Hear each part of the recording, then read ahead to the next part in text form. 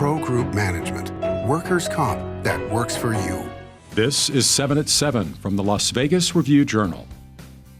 Good morning, I'm Courtney Perna. Thanks for joining us on 7 at 7. In Top Stories, sponsored by Nevada Hand's Silver Sky Assisted Living Community. Learn more at nevadahand.org. A man in his 70s died from a gunshot wound in North Las Vegas. Reports of shots fired came in around 4:30 p.m. Sunday. Police say it happened at a residence in the 3900 block of West Alexander Road near Bola Drive. The victim was pronounced dead at the scene. Investigators believe the shooting was an isolated incident, but no arrests have been made. Police accusing a woman of stealing nearly $200,000 from her ex-husband's immigration law office. 65-year-old Rosana Jimena Gard worked as the firm's chief financial officer, responsible for taking cash from a safe at the office to a safe at home. But investigators say bank statements show the woman took the cash and deposited it into her own personal bank account.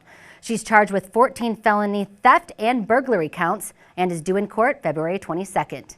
On Sunday, police announcing the death of a cyclist back in October of 2023, adding the coroner's office told them about the death just last week.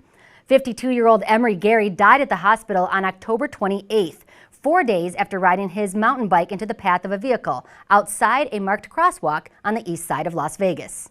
Southern Nevada's water levels in Lake Mead have increased. This comes after 7 western states reached a deal to delegate Colorado river allocations last May. Lake Mead recently hit its highest levels in nearly 3 years, increasing up to 25 feet from the start of 2023. The reservoir expected to rise another 3 feet by the end of February. Southern Nevada's drought efforts proving successful as the valley's water usage was lowered by 14% in 2023 from the year prior. And in weather, sponsored by Star Nursery, your garden's partner for every blooming thing. We've got sunshine in your forecast today. Light winds will stick around with daytime highs in the upper 50s, evening lows in the mid 40s. Rain should clear up Wednesday with a few clouds sticking around. Daytime highs hit the low 60s with evening lows in the mid 40s. Thursday and Friday looking pretty similar with mostly sunny skies, highs in the mid 60s and lows in the mid 40s. In business news, baby boomers in the Las Vegas Valley still control the housing market.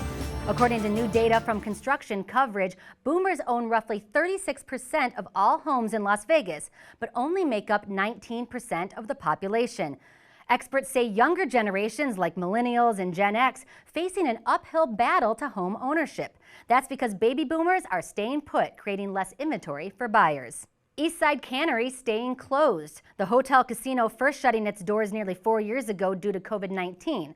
Operator Boyd Gaming says there's no plans to reopen for now unless they see more demand for the property. Sports brought to you by Station Casinos, STN Sports. Download the app today. The Raiders released offensive coordinator Bo Hardegree last week and on Monday sought permission to interview Rams pass game coordinator and quarterbacks coach Zach Robinson. They've also interviewed Bengals quarterback coach Dan Pitcher, who got his first NFL coaching job under then Bengals coach Marvin Lewis, who served as a consultant to Antonio Pierce during his interim stint in the final 9 games of the Raiders season. Lewis is expected to stay on Pierce's staff in an unspecified role. In your health news, sponsored by Boulder City Hospital, we're here for you when you need us. COVID rapid tests don't seem to work as well as they once did. What's changed? Experts say our bodies are responding differently than in the early stages of the virus. Adding thanks to the consistent use of vaccine and natural infections, most people are immunologically educated. This means as citizens build immunity, more people will probably not return a positive COVID test, even with normal COVID symptoms. Immunologist Michael Mina explaining, quote, the test is only as good as the sample, which is only as good as where the virus is in your body. Sports betting brought to you by the Las Vegas Paiute Tribal Smoke and Cigar Shop. The lines on potential Super Bowl matchups at Allegiant Stadium are already on the board at Sportsbooks. The 49ers are 1-point favorites over the Ravens at the Westgate Superbook and Circa Sports. San Francisco is a 2.5-point favorite at both books over the Chiefs. Kansas City is a 3-point favorite at both books over the Lions. The Ravens are 4-point favorites over Detroit at the Superbook and 4.5-point favorites over the Lions at Circa. Now for lifestyle news brought to you by Casablanca Hotel and Resort, where the annual Hot Air Balloon Festival will be held January 26th through the 28th. Family fun and free to attend. Sick of orange cones and construction? You may want to check out some of the Valley's scenic routes. The Nevada Department of Transportation recommending 5 byways to add some color to your commute. Commutes like Red Rock Canyon Road, Valley of Fire Byway, Mount Charleston Byway, and Hoover Dam Road. Plus one more, the Strip. Las Vegas Strip is designated as the first and only nighttime scenic byway by the FHA. For directions to these routes, please check out lvrj.com. And in entertainment news, sponsored by Arizona Charlie's, has live entertainment every weekend at both locations. Go to arizonacharlies.com to see who's playing. Here's the latest entertainment news from Review Journal's John Katsilamides. For the first time in 17 years, Pearl Jam is heading into Las Vegas. The band from Seattle is headlining May 16th, we understand, at the MGM Grand Garden. Eddie Vedder has performed here solo, and the band did have a date booked last year at the Grand Garden, but a case of COVID undercut those plans. But for now, we have at least one show in May for Pearl Jam.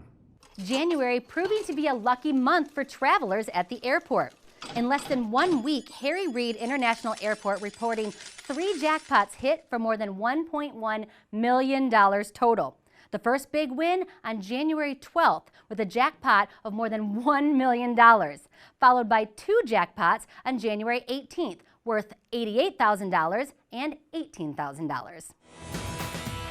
Thank you for watching 7 at 7. I'm Courtney Perna. If you're watching on YouTube, don't forget to subscribe to the Review Journal's YouTube channel for more great content. And before you go, Ethel M offering its Lights of Love attraction at the Cactus Garden for Valentine's Day. The display illuminates nightly from 5 p.m. to 10 p.m. starting February 2nd through the 18th. There's a $2 entrance fee with all proceeds donated to Health of Southern Nevada. And of course, hot chocolate and other sweet treats available for purchase.